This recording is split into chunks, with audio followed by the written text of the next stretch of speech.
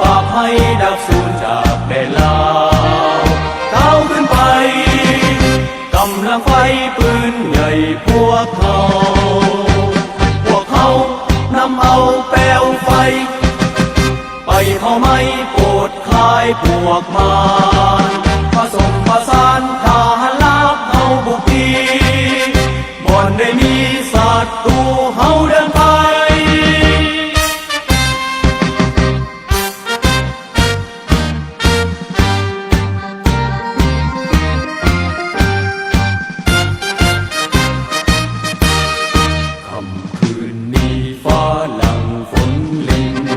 เดินทางไปยุ่งยากกันดารบาแบกนักเมื่อใครไหลย้อยเอาบ่ทอดถอยเดินหน้าเลื่อยไปเส้นทางไปของเฮายังยาวอยู่ยังมีภูผาสูงเหวสัน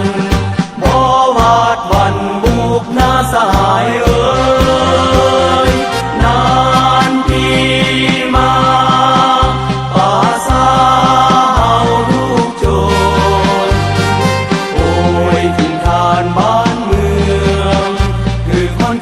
แต่เหนือถึงใต้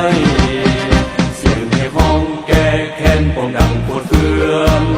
พ่อแม่ภาษาเพิ่นรอท่าพวกเฮาฝูงโจรอเมริกาพวกคุณมาผ่านไพศาล